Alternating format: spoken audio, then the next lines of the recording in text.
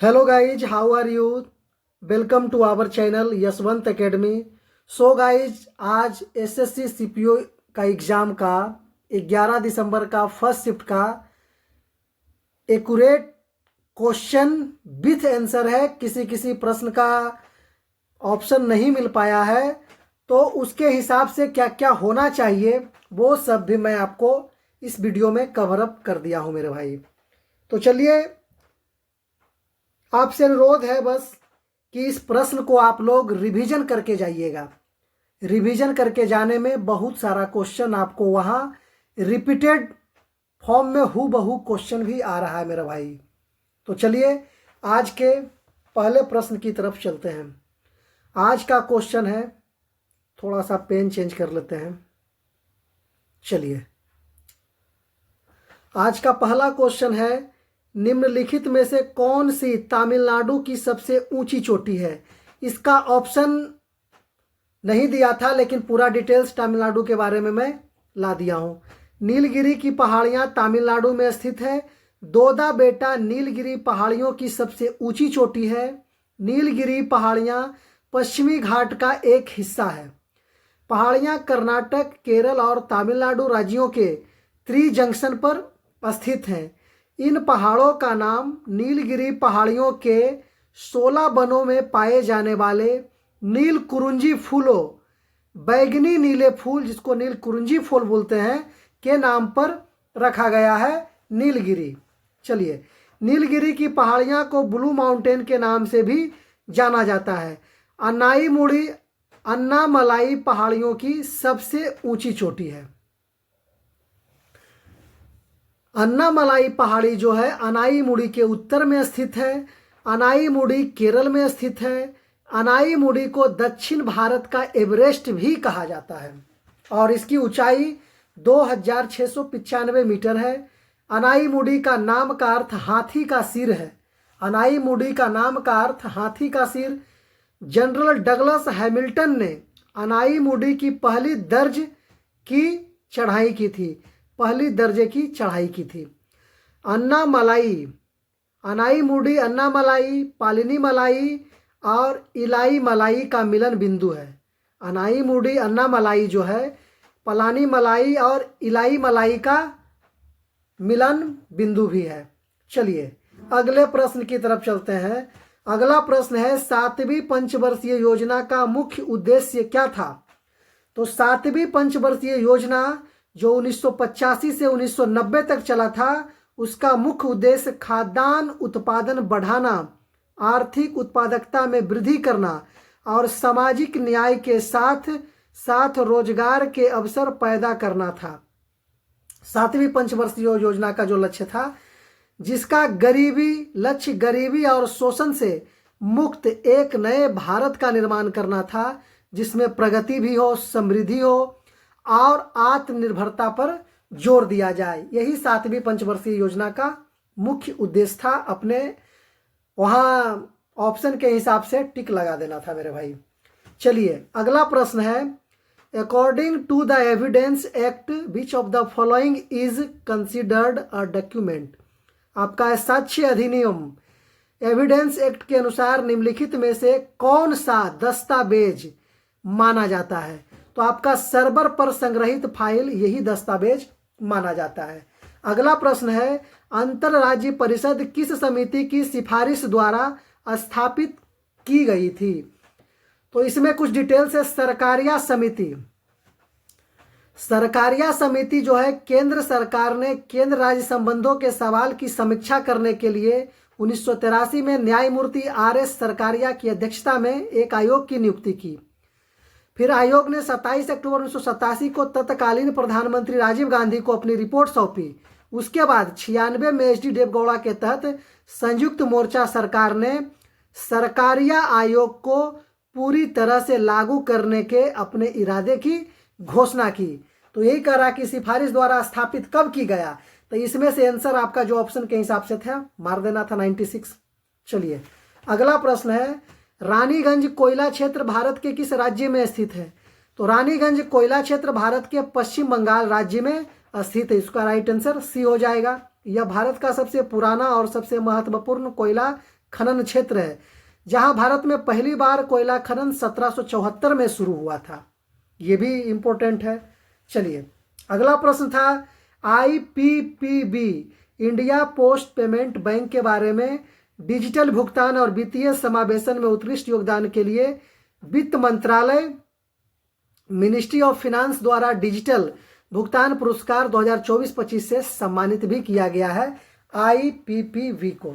चलिए अगला प्रश्न है उषा मेहता का भारतीय स्वतंत्रता संग्राम में मुख्य योगदान के रूप में था कि वो गुप्त कांग्रेस रेडियो का संचालन करते थे, जो 1942 के भारत छोड़ो आंदोलन के दौरान एक भूमिगत रेडियो स्टेशन था और अंग्रेजों को कैद के दौरान स्वतंत्रता सेनानियों के बीच संदेश पहुंचाने और लोगों को आंदोलन में शामिल होने के लिए प्रेरित करने में महत्वपूर्ण भूमिका निभाई, जिससे वे एक प्रमुख स्वतंत्रता सेनानी और गांधीवादी नेता बन गई थी उषा मेहता। चलिए अगला प्रश्न है भारत में वर्तमान सांविधिक तरलता अनुपात SLR दर 18% है। SLR से भी जिसको बोलते हैं स्टैट्यूटरी लिक्विडिटी रेशियो, तो आपका SLR से भी क्वेश्चन था सांविधिक तरलता अनुपात से। तो इसमें से अगर तरलता अनुपात पूछा होगा प्रेजेंट का तो 18% है। कौन जारी करता है तो RBI के द्वारा निर्धारित किया जाता है। चलिए अगले प्रश्न की तरफ चलते हैं। अगला प्रश्न है जवाहर रोजगार योजना was started in which 5-year plan. Jawahar रोजगार योजना किस 5वीं पंचवर्षीय योजना में प्रारंभिक करी गई थी। 5वीं नहीं, पंचवर्षीय। किस पंचवर्षीय योजना में? तो 7वीं पंचवर्षीय योजना में शुरू किया गया था। 1985 से 90 के दौरान लागू किया गया था। इसका उद्देश्य था ग्रामीण क्षेत्रों में रोजगार के अवसर पैदा करना और बुनियादी ढांचों में सुधार करना तथा गरीबी और बेरोजगार लोगों को ध्यान में रखकर यह योजना ग्रामीण क्षेत्रों के लिए भी बनाई गई थी। चलिए अगला प्रश्न है बंगाल के विभाजन का कारण क्या था। पहला था लोगों की एकता, दूसरा ऑप्शन था हिंदू और मुसलमान को विभाजित करना, तीसरा था भारत को स्वतंत्रता प्रदान करना, चौथा था भारत में ब्रिटिश साम्राज्य को मजबूत करना। तो चलिए इसमें से पता चल जाएगा आपको क्या था। 1905 में बंगाल विभाजन अंग्रेजों द्वारा मुख्य रूप से हिंदुओं और मुसलमानों के बीच धार्मिक विभाजन पैदा करके फूट डालो और राज करो के उद्देश्य से किया गया था। सेकेंड नंबर आपका है इसका उद्देश्य राष्ट्रवादी आंदोलन को कमजोर करके भारत में ब्रिटिश साम्राज्य को मजबूत करना भी था। अगला है लोगों को एकजुट करना या स्वतंत्रता प्रदान करना जैसे अन्य विकल्प विभाजन के कारण नहीं थे। तो बंगाल विभाजन का कारण क्या था? भारत में ब्रिटिश साम्राज्य को मजबूत करना और हिंदू मुसलमान में और बड़े बड़े इलाकों को छोटे छोटे भागों में बांट देना, ये कारण था। तो इस ऑप्शन के हिसाब से तो ये हो जाएगा आंसर मेरे भाई। चलिए हिंदू मुस्लिम को विभाजित करना ये कोई जरूरी नहीं था कि हिंदू मुस्लिम देख देख के कर रहा था, एरिया भी बांट दे रहा था, मेन रूप से साम्राज्य को मजबूत करने के लिए ये सब कर रहा था। अगला प्रश्न है 1854 का वुड डिस्पैच किससे संबंधित है। तो वुड डिस्पैच आपका 1854 में जो है शिक्षा प्रणाली से संबंधित है, जिसे भारत में अंग्रेजी शिक्षा का मैग्ना कार्टा भी कहते हैं, जिसने प्राथमिक से लेकर विश्वविद्यालय स्तर तक एक व्यवस्थित शिक्षा नीति की नींव रखी थी, जिसमें स्थानीय भाषाओं और अंग्रेजी दोनों के उपयोग की सिफारिश की गई और महिलाओं को भी शिक्षा पर जोर दिया गया था। 1854 का वुड डिस्पैच। अगला प्रश्न है हरियाणा का लोक नृत्य कौन सा है। तो हरियाणा का लोक नृत्य झूमर है, जिसे हरियाणवी गिद्धा कहते हैं, क्योंकि यह गिद्धा की तरह ही एक ऊर्जावान गोलाकार नृत्य है जिसमें महिलाएं ढोलक की थाप पर पारंपरिक गीत गाती है। और पंजाब में जो भांगड़ा होता है वो भांगड़ा पुरुषों के लिए है और गिद्धा आपको महिलाओं के लिए है। चलिए हालांकि गिद्धा मूल रूप से पंजाब का लोक नृत्य है जो महिलाओं के लिए है और भांगड़ा पुरुषों के लिए। अगला प्रश्न in economics CRR stands for आपका कैश रिजर्व रेशियो के बारे में भी क्वेश्चन आया था। वह प्रतिशत है जिसे भारत के सभी कॉमर्शियल बैंकों को भारतीय रिजर्व बैंक के पास नकदी के रूप में अनिवार्य रूप से जमा करना होता है। बैंक इस आरक्षित राशि को न तो किसी को उधार दे सकते हैं और न ही निवेश के उद्देश्यों के लिए इस्तेमाल कर सकते हैं। चलिए अगला प्रश्न है 1947 के स्वतंत्रता अधिनियम इंडियन इंडिपेंडेंस एक्ट 1947 में रियासतों के संबंध में ब्रिटिश सरकार द्वारा कौन सा प्रावधान किया गया था? तो आपका ऑप्शन नंबर ए था रियासतें स्वतंत्र हैं, वे भारत या पाकिस्तान में शामिल होने का निर्णय स्वयं ले सकती है। दूसरा था रियासतों का राजस्व व्यय पहले की तरह ही समान रहेगा। और दो ऑप्शन पता नहीं चला मेरे भाई, तो चलिए उसका डिटेल्स यहाँ देख लीजिए। भारतीय स्वतंत्रता अधिनियम 1947 ने रियासतों को भारत या पाकिस्तान में शामिल होने या स्वतंत्र रहने का विकल्प दिया, क्योंकि इसने ब्रिटिश संप्रभुता के समाप्त होने के साथ ही रियासतों पर ब्रिटिश प्रभुत्व को समाप्त कर दिया और उनकी सभी संधियों और समझौतों को 15 अगस्त 1947 से खत्म कर दिया, जिसने उन्हें अपनी संप्रभुता चुनने की आज़ादी मिली थी। चलिए ऑप्शन आप मिला लीजिएगा। वैसे रियासतें स्वतंत्र हैं, वे भारत या पाकिस्तान में शामिल होने का निर्णय स्वयं ले सकती थी, ऐसा बात तो नहीं था। रियासतें का राजस्व व्यय पहले की तरह ही समान रहेगा, ये थोड़ा दो ऑप्शन और क्या था उसके हिसाब से मार सकते थे इसमें। चलिए अगला प्रश्न है डीएनए में निम्नलिखित में से कौन सा शर्करा यानी शुगर उपस्थित नहीं होता? तो इसमें डीएनए में डीऑक्सीराइबोज शर्करा मौजूद होते हैं और इसमें कह रहा उपस्थित नहीं होते हैं। तो डीऑक्सीराइबोज तो होते हैं, इसमें से देख लीजिएगा उपस्थित ये होते हैं, उपस्थित कौन सा नहीं होते हैं। चलिए अपने मन से कुछ ऑप्शन डाल दिए थे इसमें। 1 जुलाई 2025 को हुई क्वाड देशों के विदेश मंत्रियों की बैठक किस देश में आयोजित की गई थी? India, Japan, United state of America, Australia. इनमें से आपका हो जाएगा राइट आंसर मेरे भाई। तो ये वाशिंगटन डीसी, यूएसए के वाशिंगटन डीसी में आयोजित हुआ था। इसमें प्रतिभागी जो भाग लिए थे भारत के विदेश मंत्री डॉक्टर एस जयशंकर, अमेरिका के विदेश सचिव मार्को रूबियो, जापान के विदेश मंत्री ताकेशी इयाबा और ऑस्ट्रेलिया के विदेश मंत्री Penny Wong. Quad Bharat, America, Japan और ऑस्ट्रेलिया विदेश मंत्री स्तरीय बैठक 1 जुलाई 2025 को वाशिंगटन डीसी में आयोजित की गई। मेजबान था अमेरिकी विदेश सचिव मार्को रूबियो, मेजबानी यही कर रहे थे। चलिए अगला प्रश्न है why is indirect tax called regressive tax? Indirect tax को रिग्रेसिव टैक्स क्यों कहा जाता है? तो इनडायरेक्ट टैक्स को रिग्रेसिव टैक्स इसलिए कहा जाता है क्योंकि यह हर व्यक्ति पर एक समान दर से लगाया जाता है, चाहे उनकी आय या भुगतान करने की क्षमता कुछ भी हो। चलिए अगला प्रश्न आपका है भारत में पहला डे नाइट टेस्ट मैच किस रंग की गेंद से खेला गया था? तो भारत में पहला डे नाइट टेस्ट मैच गुलाबी पिंक बॉल से खेला गया था। यह मैच 22 नवंबर 2019 को कोलकाता के ईडन गार्डन स्टेडियम में भारत और बांग्लादेश के बीच खेला गया था। डे नाइट टेस्ट मैचों में फ्लड लाइट्स यानी कृत्रिम रोशनी से बेहतर दृश्यता के लिए गुलाबी गेंद का उपयोग किया जाता है, क्योंकि लाल गेंद को रात में देखना मुश्किल होता है, इसलिए पिंक बॉल का वहां मैच रखा गया था, खेलने में यूज किया गया था। चलिए आपका अगला है in which sporting event in India is the Raja Bhilendra? Raja Bhilendra Bharat के किस खेल आयोजन में राजा भालिंद्र सिंह ट्रॉफी प्रदान की जाती है? तो यह राजा भालिंद्र सिंह ट्रॉफी भारत के राष्ट्रीय खेलों के दौरान प्रदान की जाती है। यह ट्रॉफी उस राज्य या केंद्र शासित प्रदेश को दी जाती है जिसने राष्ट्रीय खेलों में सर्वश्रेष्ठ समग्र प्रदर्शन किया हो। भारत के राष्ट्रीय खेल एक हूबहू खेल आयोजन है जो अंतराल पर आयोजित किया जाता है, जहां देश भर के एथलीट प्रतिस्पर्धा में भाग लेते हैं। चलिए यह ट्रॉफी राजा भालिंद्र सिंह के सम्मान में नामित है, जो एक उल्लेखनीय खेल प्रशासक और भारतीय ओलंपिक संघ के अध्यक्ष भी रह चुके हैं। अगले प्रश्न की तरफ चलते हैं। यह प्रश्न आपका आरआरबी में भी पूछा गया है मेरे भाई। भारतीय न्याय संहिता BNS के अनुसार अवैध जब्ती या अवैध वसूली की जांच के लिए क्या अनिवार्य किया गया है? तो आपका हो जाएगा साइट की वीडियोग्राफी करना अनिवार्य है। चलिए अगला प्रश्न, Gatka is form of martial art, where is it played?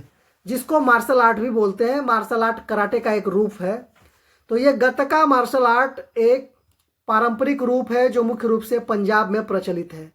यह पंजाब की समृद्ध सांस्कृतिक विरासत का एक भाग है और प्रायः त्योहारों और समारोहों के दौरान इसका प्रदर्शन किया जाता है।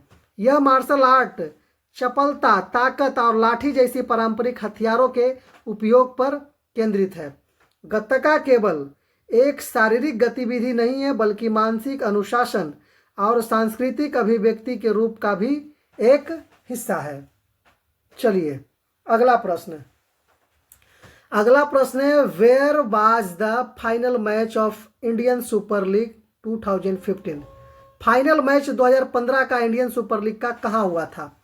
तो यह आपका दिसंबर 2015 में मध्य भारत के विभिन्न शहरों में संपन्न हुआ था और ये फाइनल मैच आपका जवाहरलाल नेहरू स्टेडियम में मडगांव गोवा में खेला गया था। इस टूर्नामेंट के फाइनल मैच चेन्नईयन FC और FC गोवा को 3-2 से पराजित कर IPL के दूसरे संस्करण का चैंपियन बना था। फाइनल मैच के हीरो ऑफ द मैच का पुरस्कार FC गोवा के जोफ्रेटी मोतेऊ गोंजोलेस को प्रदान किया गया था। चलिए अगले प्रश्न की तरफ चलते हैं। अगला प्रश्न आ गया आपका, 2015 में IPL फाइनल किस स्टेडियम में खेला गया था? पिछले बार था किस मैच से खेला गया था, और पिछला क्वेश्चन जो था इस बार है 2015 में IPL फाइनल किस स्टेडियम में खेला गया था? तो कोलकाता के ईडन गार्डन में खेला गया था। एक दिन और रात्रि 2020 क्रिकेट मैच था जिसमें गुलाबी गेंद का इस्तेमाल किया गया था। चलिए अगला प्रश्न है, जजिया टैक्स बाज ऑब्लिज्ड बाय विच रूलर? किनके द्वारा समाप्त किया गया था जजिया कर? एक एबोलिश भी होता है जिसे पूरी तरह से खत्म कर देना, वही यहाँ एबोलिश्ड है। 1564 में तीसरे मुगल सम्राट अकबर द्वारा जजिया को समाप्त कर दिया गया था। अंततः 1579 में अपने शासनकाल के दौरान इसे समाप्त कर दिया।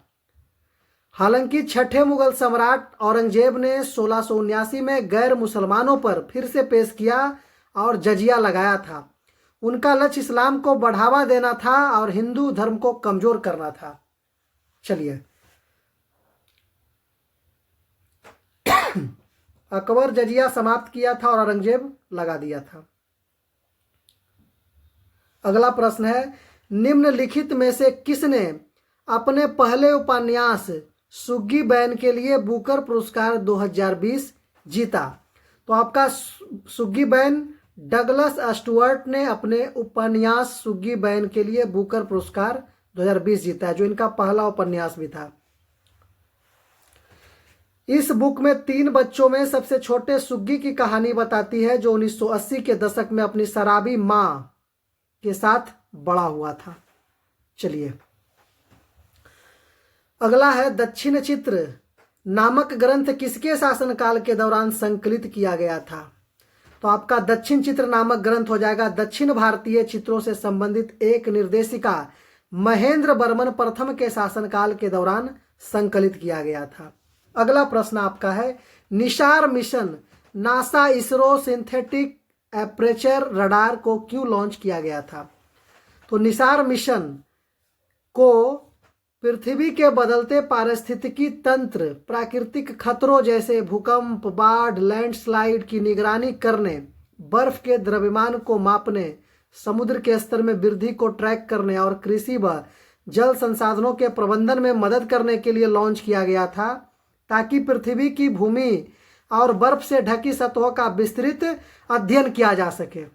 चलिए अगला प्रश्न आपका है कि टेनिस में प्रत्येक खिलाड़ी को आमतौर पर एक ही सर्व के दौरान अपने सर्व को सही ढंग से करने के लिए कितने मौके मिलते हैं।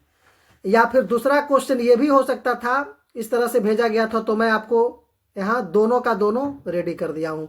दूसरा क्वेश्चन इसी में था कि टेबल टेनिस ने साइड स्विच करने के लिए खिलाड़ियों को कितने गेम खेलने के बाद पक्ष बदलना होता है। तो देखिए इसका हो जाएगा ऑप्शन 2, आंसर 2 यहाँ लिखा हुआ है। टेनिस ने प्रत्येक खिलाड़ियों के आमतौर पर एक ही सर्व के दौरान अपने सर्व को सही ढंग से करने के लिए 2 मौके मिलते हैं। इसमें 2 इसका राइट आंसर अगर ये क्वेश्चन रहेगा तो हो जाएगा। और ये साइड स्विच वाला रहेगा तो साइड बदलते हैं वे हर 5 अंकों के बाद पक्ष बदलते हैं ताकि कोर्ट के छोरों के बीच समानता बनी रहे और खेल निष्पक्ष रहे। तो हर 5 अंकों के बाद वो अपनी साइड बदलते थे। तो बोलेगा कितना स्विच, तो 5 अंक के बाद ही वो अपना बदलते थे। चलिए अगला प्रश्न। इंडिया के 2011 में जनगणना के अनुसार भारत की जनसंख्या का घनत्व है। तो 2011 के जनगणना के अनुसार भारत की जनसंख्या घनत्व 382 प्रति व्यक्ति वर्ग किलोमीटर है। 2011 के जनगणना के अनुसार बिहार में प्रति वर्ग किलोमीटर 1106 व्यक्तियों की जनसंख्या घनत्व है। और उत्तर प्रदेश का इस तरह से रोक के देख लीजिएगा। चलिए अगला प्रश्न है कंबाला। कंबाला भारत के किस राज्य में आयोजित होने वाली एक वार्षिक भैंस दौड़ है। Buffalo race. आपका ये कंबाला कर्नाटक राज्य में आयोजित एक वार्षिक भैंस दौड़ है। 5वां वार्षिक मंगलुरु कंबाला मंगलुरु शहर में आयोजित होने वाला है। पशु कल्याण संगठनों द्वारा दायर मुकदमों के बाद भारत के सर्वोच्च न्यायालय ने 2014 में कंबाला पर प्रतिबंध लगाने का आदेश दिया था। जानवरों के प्रति क्रूरता की रोकथाम कर्नाटक संशोधन अध्यादेश 2017 ने कंबाला उत्सव को फिर से वैध कर दिया। चलिए अगला प्रश्न है कि निम्न में से किस मुगल शासक का मकबरा भारत से बाहर बना है। तो देख लीजिए बाबर का मकबरा काबुल में बना, हुमायूं का मकबरा दिल्ली में बना, अकबर का मकबरा सिकंदरा में बना, जहांगीर का मकबरा लाहौर में, शाहजहां का मकबरा आगरा में, औरंगजेब का मकबरा दौलताबाद में, शेर शाह का मकबरा सासाराम में, और आपका ये कौन है लास्ट में थोड़ा सा, बैजू बाबरा का मकबरा चंदेरी में। यहाँ लिखा हुआ है भारत के बाहर 3 मुगल बादशाह के मकबरे हैं, बाबर, जहांगीर, बहादुर शाह जफर।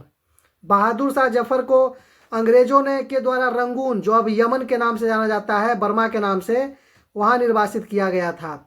जहांगीर, चौथे मुगल सम्राट जहांगीर का मकबरा पाकिस्तान के लाहौर में शहादरा बाग में है। चलिए और बाबर का क्या था, अफगानिस्तान की राजधानी काबुल में है, जो उनकी इच्छा के अनुसार उन्हें उनके पसंदीदा बाबर गार्डन में दफनाया गया है।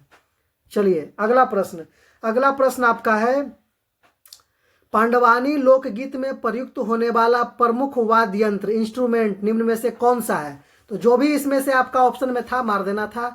पांडवानी में हारमोनियम, तबला, ढोलक, मजीरा जैसे वाद्य यंत्रों का प्रयोग होता है। पांडवानी लोक गायन की एक शैली है जिसमें महाभारत की कहानियों का वर्णन शामिल है। लोक रंगमंच का यह रूप आंध्र प्रदेश, मध्य प्रदेश और उड़ीसा में लोकप्रिय है। पांडवानी का शाब्दिक अर्थ महाभारत के महान भाइयों पांडवों की कहानियां, और उसमें एक हाथ में एक तारा व तंबुरा और कभी कभी दूसरे हाथ में करताल वाद्य यंत्र के साथ अभिनय और गायन शामिल होता है। तो चलिए इसका सेकेंड शिफ्ट का भी मैं आपको बहुत जल्द ही प्रोवाइड करा दूंगा मेरे भाई। धन्यवाद। वीडियो को लाइक कीजिएगा, कमेंट कीजिएगा और चैनल पर अगर नए हैं तो सब्सक्राइब भी जरूर कीजिएगा मेरे भाई। धन्यवाद।